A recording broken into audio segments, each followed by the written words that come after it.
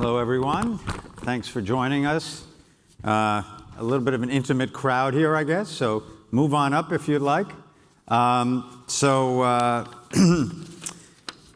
If you wanted to hear about construction and engineering, you're in the right room. So let's start with a few introductions. We'll start at the end with Vincent. Hi, I'm Vincent Cioci, CEO of Luck Grove Telecom. Tom Perrone, Chief Operating Officer, Go NetSpeed. Was part of the founding team about 8 years ago. Kind of proud of the journey. I think the industry wasn't sure when we started whether the plan was sustainable and whether we could unseat the incumbents, but I think we made a lot of progress since then. Thanks, Tom. Tom Brooks, Director of GIS and Solutions Engineering for Render Networks.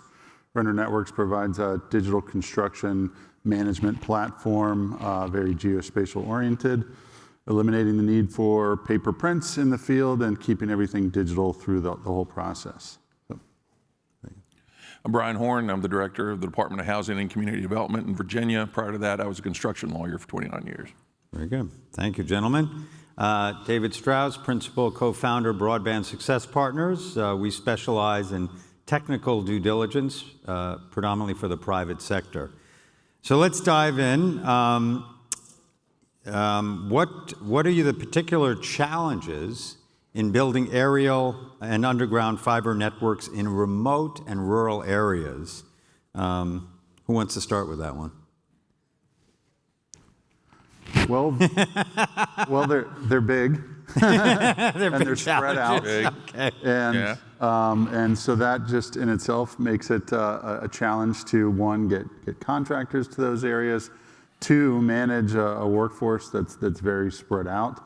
I've walked into many a construction office where they've taken all of their prints and taped them up on a wall. In a large enough project, they run out of wall space, so they have to go to the warehouse to find a bigger wall.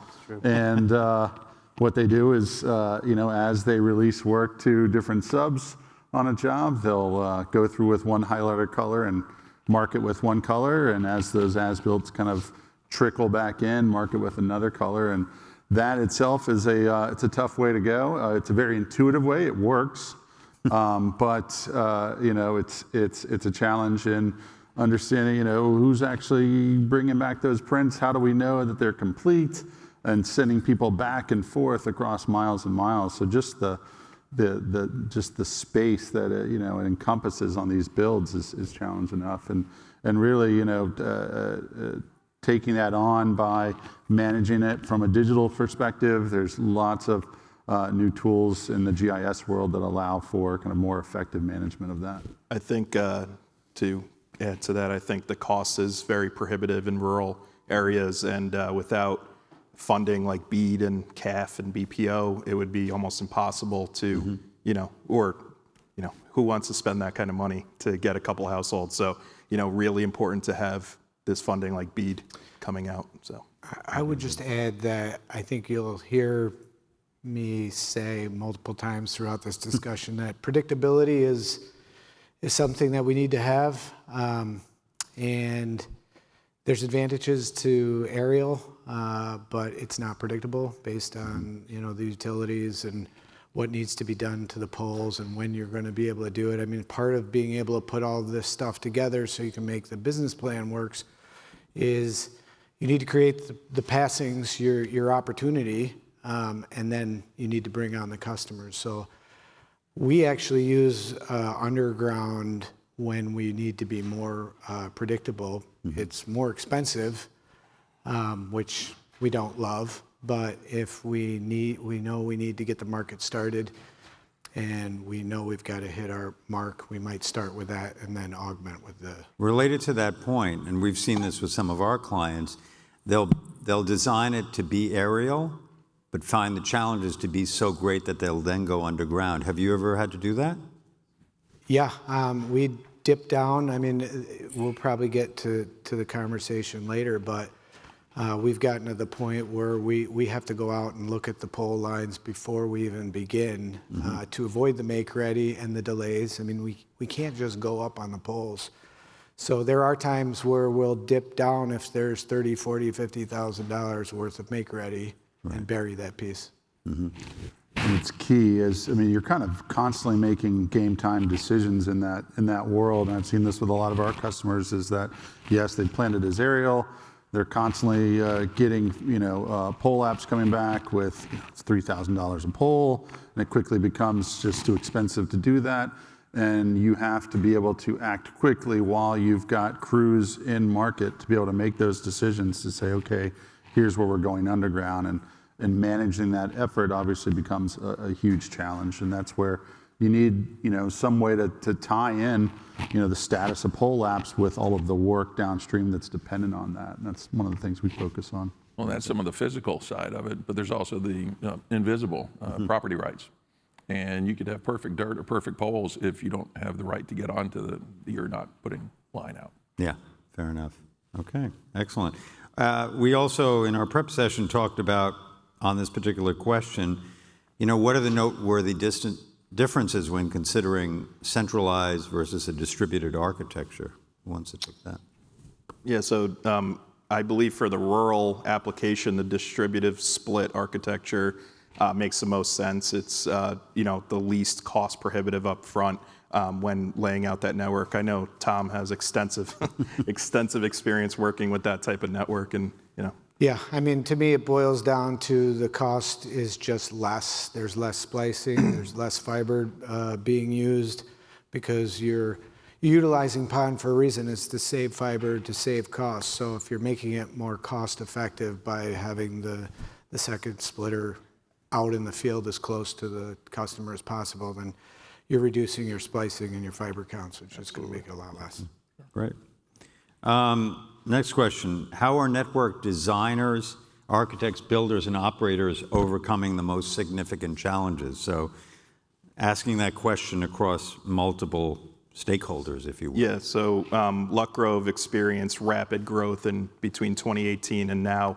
We went from an office of 15 folks to over 300 nationwide. So our biggest challenge was staffing correctly, and we found success in hiring from adjacent industries and creating a very robust training program to be able to, train folks who have the same type of skills but may not be, seasoned telecommunications engineers. So we found great success by really focusing our investing into a training program for them. And what sort of adjacent sectors made the most sense? Other engineering type, people don't go to school for telecom engineering, unfortunately, So, it's really been a mom and pop type, passed down through the generations. So, or you learn it at the phone company. So, we're there, helping those folks, computer scientists, IT folks, and really bringing them over and getting them started in the industry. Excellent. Yep. Good. I often relate this business to the game of whack-a-mole. As soon as you think you have it licked, something else pops up, and you've got to be able to find another way. And like we made the example, the predictability and the time frame, that's a big problem. So you put the pole applications in a little earlier, you go ride those routes out earlier, and you try to find what you've got to overcome next, depending, and every one of these places are different. It doesn't matter, even if it's in the same city, there's different scenarios. So we've pretty much scratched and clawed our way to getting it done at any cost. Very good. And for us, public-private partnerships on the funding end. Yes. In terms of both state, locality, but also the ISPs and kind of melding everybody together so that not you start with funding, but you take the whole partnership all the way through the end through execution. Okay. Very good. And I would say just 4 years ago, a lot of the conversations we were having with folks is really trying to convince them that there's an alternative to paper and paper management and paper prints and spreadsheets.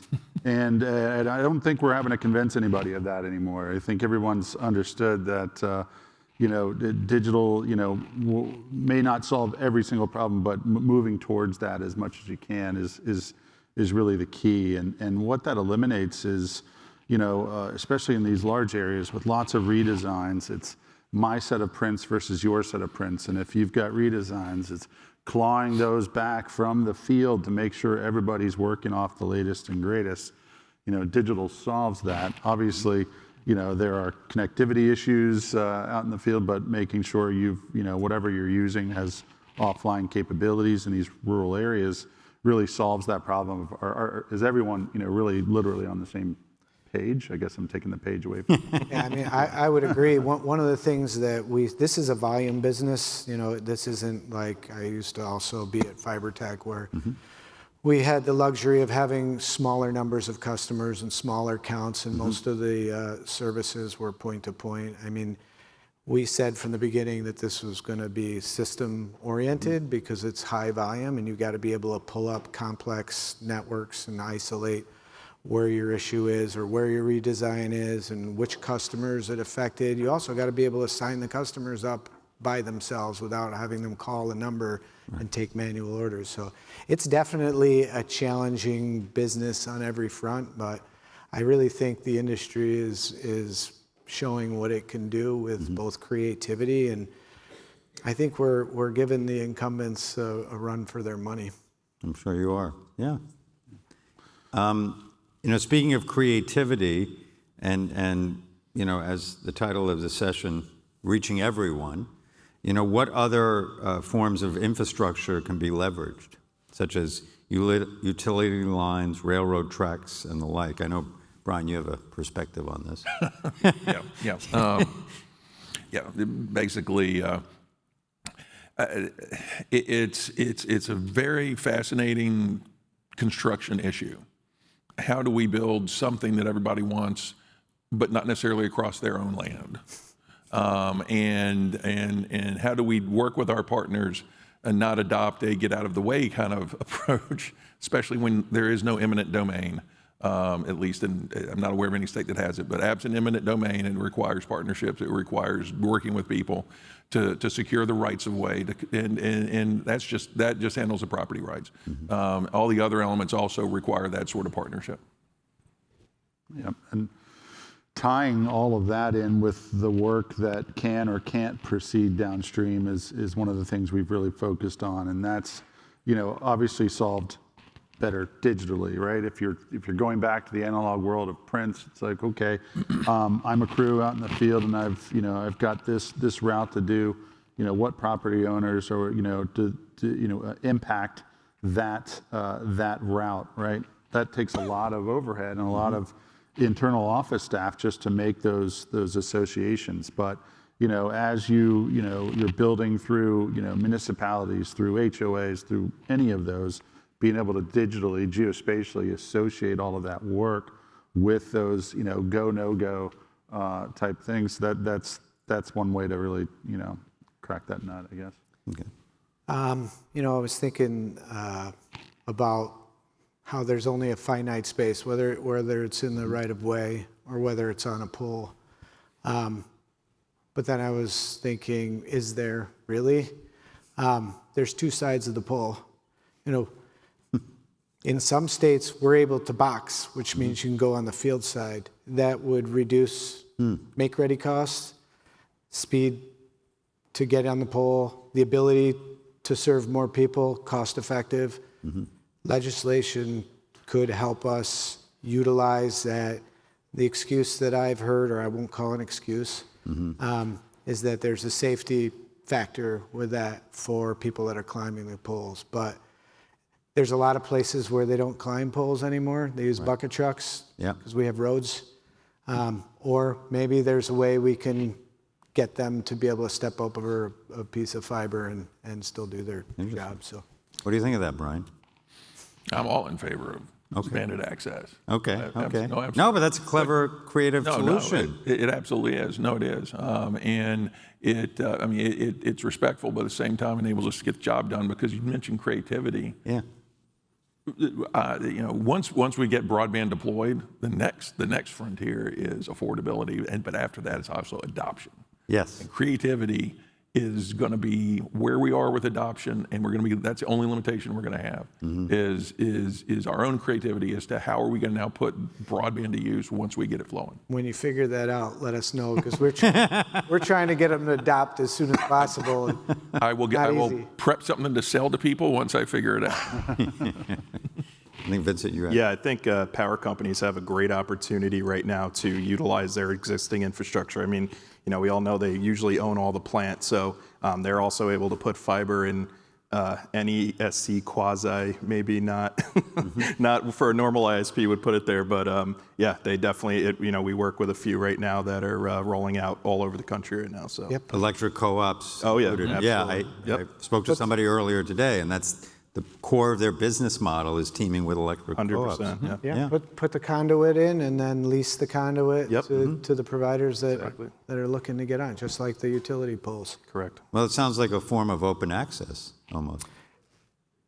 Hey, I think that having competition Are you going there? is open access. I always tell everyone we are open access. If anybody wants to buy a fiber or a route or Yeah. get connectivity, we'd be glad to sell it. There you go. Okay, fair enough. And I know when we talked a little bit about, on this question about railroad tracks, you educated me about flaggers. Yes, yes. One of the issues we run into, at least in Virginia, is the dearth of railroad flaggers. I mentioned rights of way. Well, railroads are an obvious right of way, and sometimes you have to go over or under or along. And flaggers are a position that's a safety position, and it has to do with securing safety along the route while the activity is happening. And even if you're shutting down a rail line for a couple hours, it has effects up and down the line. But there's also mainly the safety factor. Yeah. And so when we talk about workforce, when we talk about broadband workforce, there's ancillary workforce in addition to that beyond just our wonderful installers. There's the flaggers and frankly also utility locators. And I've understood some states are running into not having enough folks who can handle the utility locates. So a lot of kind of downstream issues with that. Fair enough. Okay. So we've been focused thus far on fiber, but if it's determined that in a particular area it's too cost prohibitive, whether it's aerial or underground, what alternative technology should be considered? It's sort of interesting. I mean, fixed wireless, microwave. I moderated a panel yesterday, and it didn't quite get to fisticuffs, but it could have, because one panel member said, it's got to be fiber. It just has to be fiber. Another panel member said, well, fixed wireless is actually more appropriate in certain instances. Comments? I don't want to be the naysayer, but I think it has to be fiber. That's why we're here. We outgrew everything else, and there's nothing physically faster than light that I know of. So if we want to do something that's going to be there for our infrastructure and do this one time, we got to find a way. And maybe the idea is, how can we make it less expensive? We talked about a few. Reduce the make ready. Yeah. Self-burying fiber. I'm just kidding. There's no self-burying. No, that sounded good. You lay it on the ground. Just lay it on the ground. And the leaves cover it. You water it, and it just. But I mean, we The can make. appropriate amount of duct tape. Look, if we really wanted to get it done, the fiber is not expensive. It's Right. all of it's the flaggers, it's the traffic control, it's the make ready, it's Right. there's a lot to it, and it all adds up. So if we could reduce some of those things in certain scenarios and make some exceptions, Yeah. we really want to do it. I don't think switching the better technology to something that's line of sight or any of those things are the way to go. How shallow are you willing to go with your fiber? I'll put it right on there. If you look the other way for a little while, eventually you won't see it. I've heard of people crossing railroads that way too. Just Hey. do it really quick. Yeah. It almost pays to splice it every time the train goes across. I think I 100% agree with everything Tom said. I mean, the fastest form, of communication is light, so Yeah. you can't get faster than that. But there are definitely environmental challenges that you can run into. We've ran into situations in Louisiana swamps where, we got the fiber to a certain part where it would be washed away. So, Right. Unfortunately, we would have to use a like a 5G jump, almost like a microwave shot across. So, I mean, to answer that question, there is definitely some unique opportunities where that would fit in, but again, it's nothing faster than light. So fiber all the way. I don't think we're questioning the technology. Yeah. It's more a matter of maybe the economics of True. building that network. The economics, but also kind of the policy angle to it as well.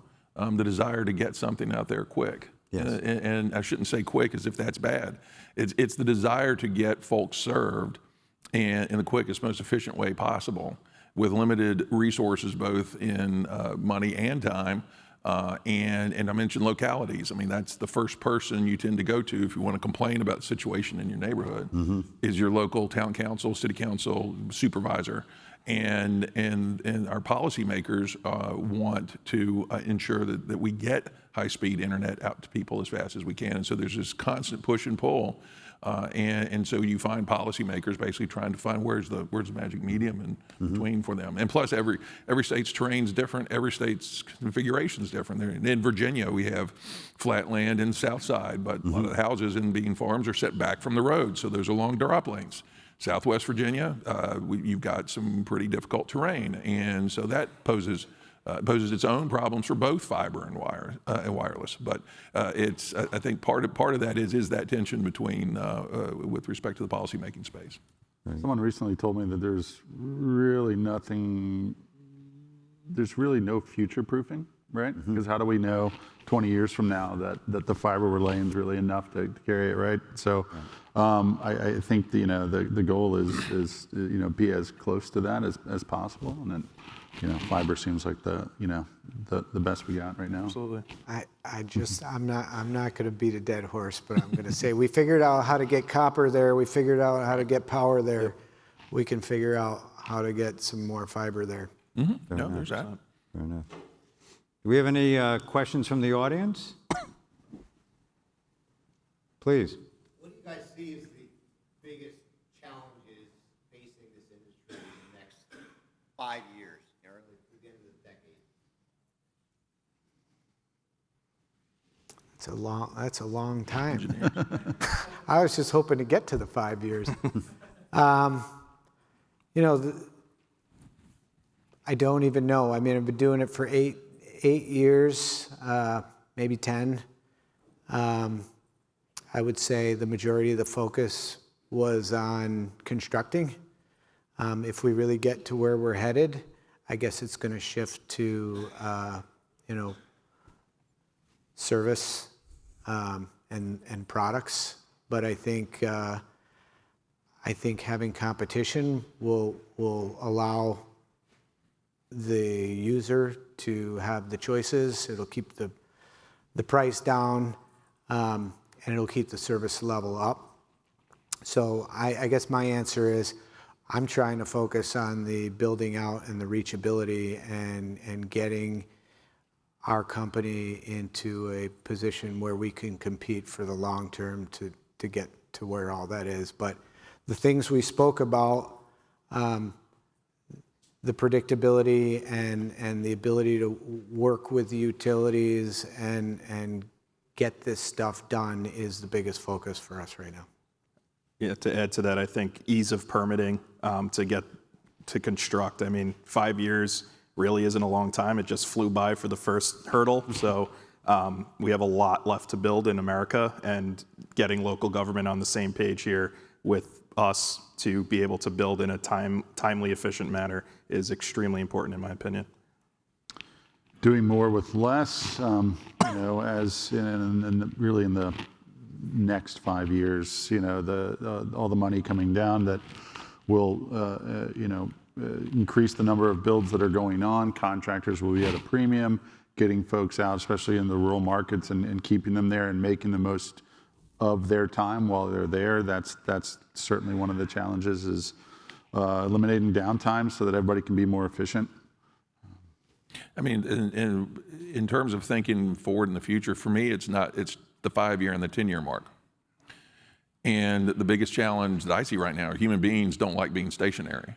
They don't like to just stay there and just build it to them and not build other subdivisions, not build other locations. Right. So we're building out right now to locations specified in a point in time. Time flows forward. There's going to be more locations developed. How do policymakers, how do we figure out how to get the work done, but also fund it? And I'm talking about things that we don't know yet, the unknown locations that are going to come up. within, and let's say in 5 years, BEAD, we're able to use BEAD, we build out the main bulk of that network. Well, that would have served the point in time 5 years prior. So how do we deal with what we're going to be faced with going forward? And That's fascinating. I mean, have people given thought to that? I give a lot of thought to it, and as soon as I figure it out, we're going to put it in Okay. into play. No, I think honestly, what you that's fascinating. what you do, I mean, the fact that this is fiber line and even wireless, this has nothing to do with the tech. Those are static. They stay in one place, and if they move, that's a problem. But by staying in one place, we're not able to reach all the other dynamic activity that's going to happen around it. And whether the fiber lines right now, which can certainly carry more than a gig, at some point the capacity is not going to be sufficient. And it's how do we get ahead of that? When do we start replacing tech with higher capacity tech? And who gets to make those choices? And those are all difficult policy decisions that are going to have to be made in the future. Very good. Okay. Any other questions? I would just say that that's one of the keys to competition is that drives the need for incumbents or the new guys to continue and invest in the product so that they can beat the next guy. I do think that's a great point that we've spent or we're about to spend a tremendous amount of money serving the existing home base. And there's really no policy to make sure when a new development underground is put in that anyone's contacting any of those. I mean, it used to be fairly simple. People want their telephone, so they'd call the telephone company. I don't know if they're going to be looking up GoNet Speed. And we have initiatives to try to create relationships with the builders, but there's no legislation that says, hey, when you put this in, I mean, a conduit is super inexpensive. Right. If we had legislation that says there's going to be conduit and everyone's going to, or 3 or 4, and everyone's going to have access to it at this price, that would fix that problem. Yeah, that's fascinating. Very interesting. Thank you for that question. Any other questions from the audience? No, please, keep going. We had one We got a here couple too. over there. Oh, we got here? Yeah. I'm sorry. Go ahead. See as the biggest sources of cost overruns or delays? Rock, Yeah, let's get rid of the rock. weather. I mean, honestly, broadband's about building it, but it's about paying for it. Okay, and put aside costs going forward, which is you always know it's going to cost more. But no, I think some of the biggest problems is just unforeseen site conditions. You're not going to be able to survey every single pole. You're not going to be able to test every single foot, linear, whatever. You're going to hit unforeseen site conditions. And an example from a policymaking standpoint, when we make an award, it's not like I'm an owner I'm not like a private sector owner who necessarily has the flexibility to sign a change order that's going to increase your contract price. If you get an award up to a certain amount and that's it, you're going to come back and say, well, I need the same money to build fewer. That creates some issues and could create some policy issues as well for the makers. I agree with Brian. I think that we're about to wrestle with some of that. I mean, there's desktop design and pricing, and then there's actual, and as we spoke, none of these places are different, especially when you get underground and you think you're going to be able to do a certain amount of foot per day, but then you find out you're going to do a fraction of that, and then that is a problem for us because we're paying by the hour, right? Not to mention the material and the wear and tear on the drills. That's underground. Aerially it's challenging. I'm not going to say the utilities are purposely being challenging because they're not. They're following their existing process, but having rules that were made a century ago with no flexibility to discuss, like I said, using the other side of the pole or the time frames when they get overloaded because everyone now wants to get on those poles and not addressing what they're going to do to be able to process those and allow us to build. Those are all things that are really out of our control that we constantly try to overcome with multiple plans or building in different places at the same time so that you can create the passings and wait for some that you didn't think that you were going to have to wait. So that's why I made the whack-a-mole joke. I mean, you just never know what you're in for because all of this is more complicated than wires in the ground or wires on a pole. Fair enough. Yeah, both redesigns and rework both have cascading impacts. And so with the redesigns, it's being as nimble as you can and as flexible as you can because it's really hard to avoid those currently. With the rework, that's where you really want to avoid that in the first place and make sure people are, when they build it once, they build it right. You know, Brian, your mention of rock reminded me, we had a client once who said they would never, ever go underground in Connecticut, which I thought was a very interesting comment. What's that? The granite in Connecticut. Yeah. Is that the Granite State? Is it the Granite State? I don't know. No, that's the Nutmeg State. That's the Nutmeg State. Well, Yes. still, those trees. If thick roots. I think there was another question. Oh, here, wait. You had one already. Let him go. Sorry. My question is unique to our industry, but I'm just wondering if you guys can offer anything in terms of the challenges with retention. You know, you invested a lot in your folks, cultivating tomorrow's talent, taking on tomorrow's challenges. What would keep them from chasing a higher dollar somewhere else? Is there anything you folks in here that helps? My passion is the culture.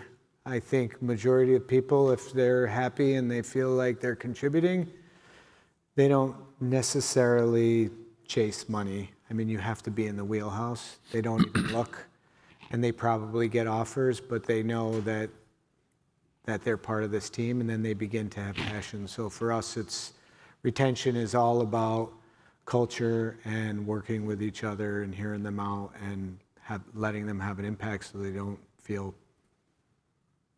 discouraged. Yeah, absolutely.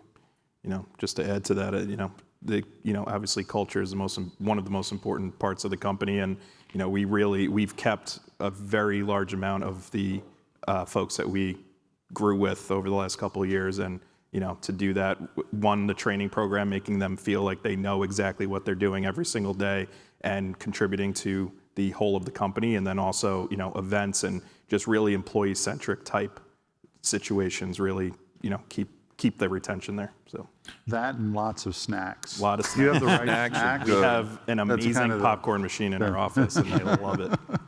I'll kill the last 30 seconds, but Well, I do want to ask you the last oh, question. you will? Okay, I'll make it real quick. We sometimes hire a private sector, but the other thing is what I love about this industry. You can start in this, you can become an electrician. If you've got someone who wants to be a shot caller and run some things, you can help them become maybe an affiliate, maybe a partner corporation, help them get on there and start becoming a boss on their own. And suddenly you're building your network with independent contractors as well, in addition to your own employees. So the last question was, and I need to ask this because you had a fantastic answer. Right, I was snarky. But You remember that, Snarky? Yeah, I do remember. Okay. Beyond funding support, what actions can and should state and local governments take to facilitate the building of rural networks? Oh, okay, yeah, get out of the way. There you go. I say that with love in my heart, and I say it to kind of jerk and shock people into understanding they are our partners. Okay, if you take that approach with them, you won't get too far. On the flip side, if a locality has rights of way and they are looking to partner with Broadband, be prepared to just work with us to work through whatever issues you've got. Okay, because at the end of the day, again, like I've said before, absent eminent domain, this is a partnership, and so I think it sometimes can help start a discussion that ends up more positive than maybe how snarky I sounded. Okay, very good. Well, thank you, gentlemen. Excellent conversation. Thank you for showing up, guys.